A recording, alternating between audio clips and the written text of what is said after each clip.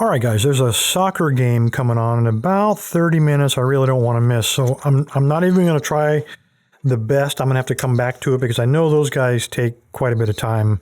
And I'll explain why when I finally pick him. Let's go after this little guy. It's a US set lock. I don't see any model number or anything on this thing. No name. It is a tubular lock. So let's make quick work of this thing. I brought in my tubular lock pick. Let's go ahead and zero this thing out. So I can go do those pre-game activities. Tighten that, snug it back up. And it's all just double check and make sure everything's zeroed. Yep. Okay. All right, we're going to impression this thing. Let me turn it so the groove is lined up on the bottom. Oh, man. Don't tell me. All right. All right. This tubular lockpick, the walls of this pipette thing here appear too wide to go inside of this narrow crevice around here. Try it one more time. I've never run into one that's been that tight, but sure enough, this one won't even slide in there. Won't even begin to go in. So we got to do this the hard way. So again, I got plenty of time. Let's go ahead and find a tensioner. And we'll just do this manually. Let me find a pick while I'm at it so I don't have to fumble. Arg. I have this was a hook from Multi-Pick. I wore it out, so I just cut that tip off and sharpened it up. So I can now get a 15,000th. And it does fit down the side of there. Okay, cool. And let's just slide this. Oh. I should have budgeted more time.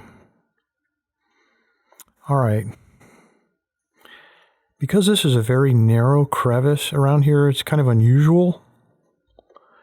This tool, which is a standard tensioning tool for tubular locks, this little prong will not fit inside of that groove.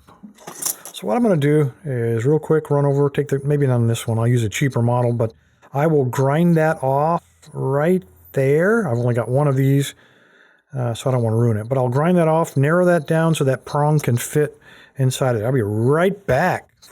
Got to get ready for game time. All right, guys, I really had to grind a lot off the side of that so that that tiny little hair-like leg there will fit into this very narrow gap without binding. Set that down for a sec. And even though he's all like hair-like, he just barely fits in there. And even when he does, he almost obscures.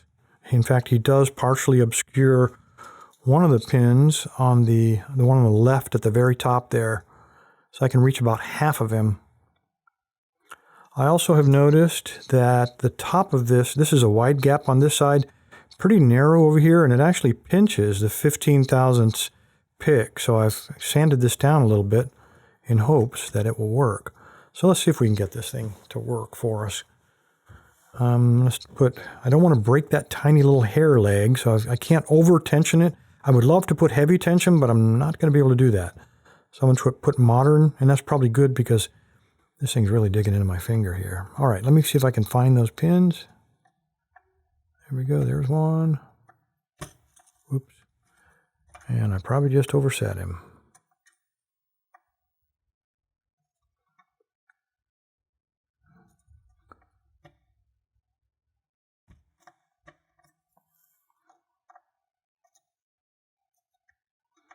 Over here is where the pick gets pinched. Feel it dragging going in and going out.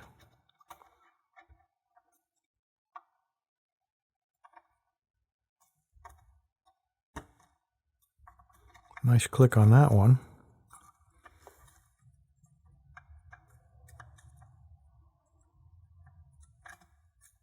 Where are you? There you are.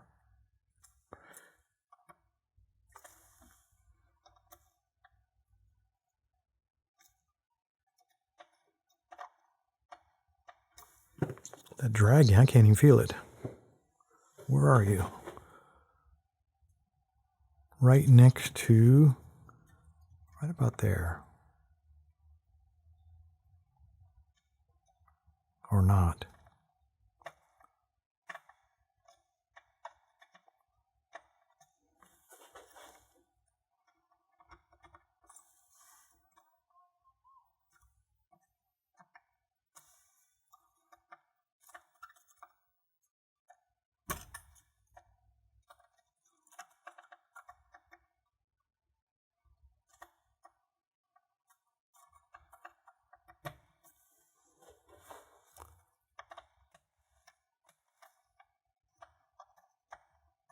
Whoever designed this keyway really knew what they were doing. You kind of have to go at an angle. Just the tip of that pin protrudes from the edge. So you really got to go at an angle just to hit the pin.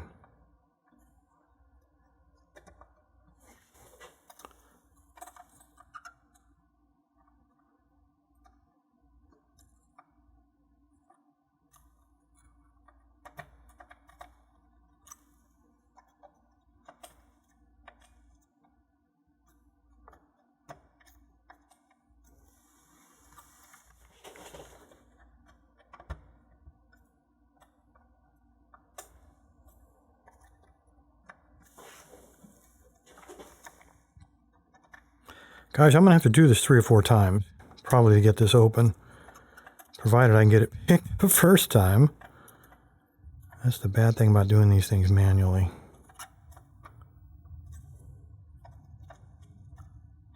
So if you're impatient, just fast forward on ahead. Hopefully at some point, you'll see it open.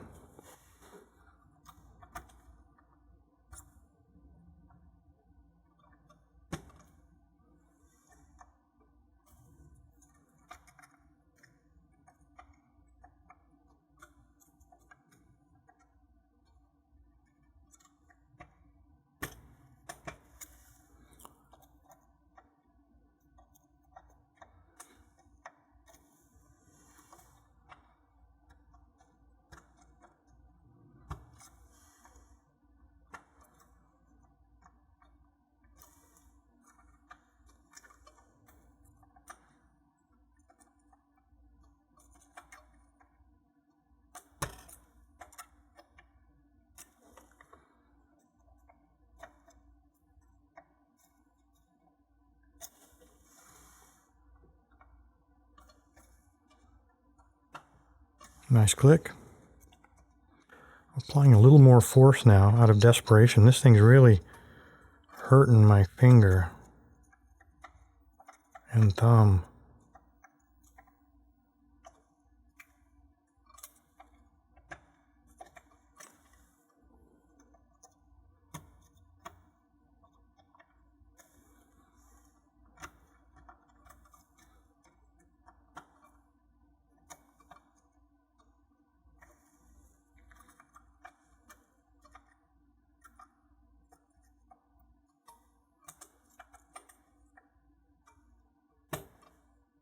All right, I felt a little turn on the core. I put a lot of pressure on that. Again, out of desperation. Let me go back and check this one.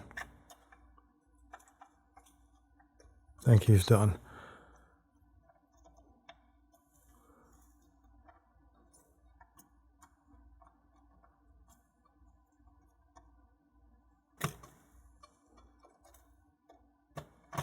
Here we go.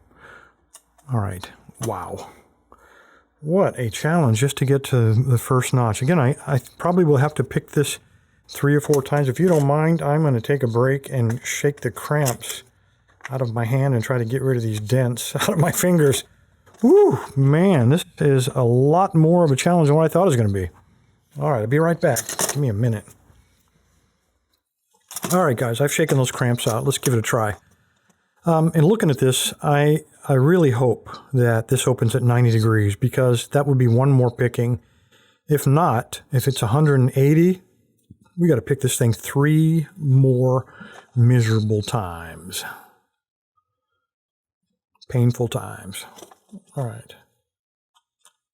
Here we go. I'm going to use, well, I was going to use another finger there, but Let's see what we got here. Let's start here and go backwards.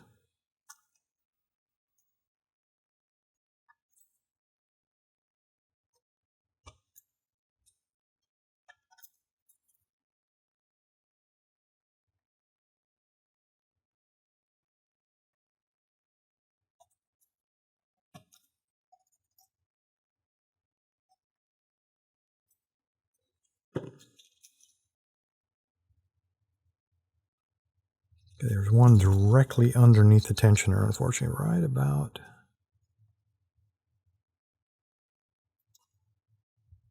He seems to be set. He didn't want to do anything, so let's leave him alone.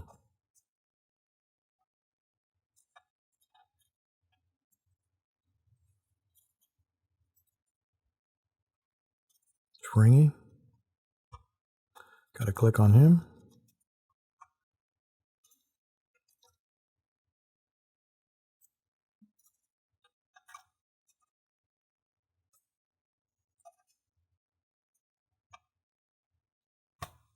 Okay, I felt a little turn on the core that time. A little click.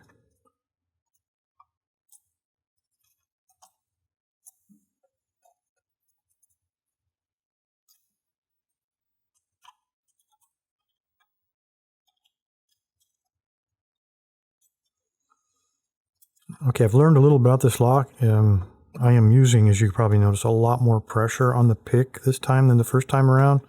I was trying to baby it. I felt a slight turn on the core just then. And I probably should not have been babying it.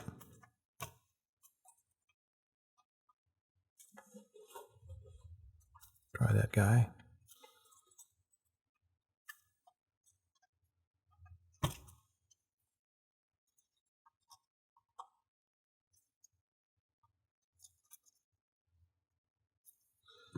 Okay, there's one I'm having trouble reaching, and he's right back there underneath the tensioner. So I may have to block a little bit while I went at that angle, and there we go. There's our 90. Is it open? Yes, thank goodness. Man, this is a well-designed lock to generate pain in your thumb when you tension this thing. I probably am going to see about welding some wider thumb tabs on this tensioner. Anyway, guys, there you go. The US set lock. I think that is lock number 3 from the treasure chest. What a pain in the thumb. Anyway, guys, appreciate your time. Stay safe, stay legal, and man, we only have like 27 more locks to go. Thanks, guys.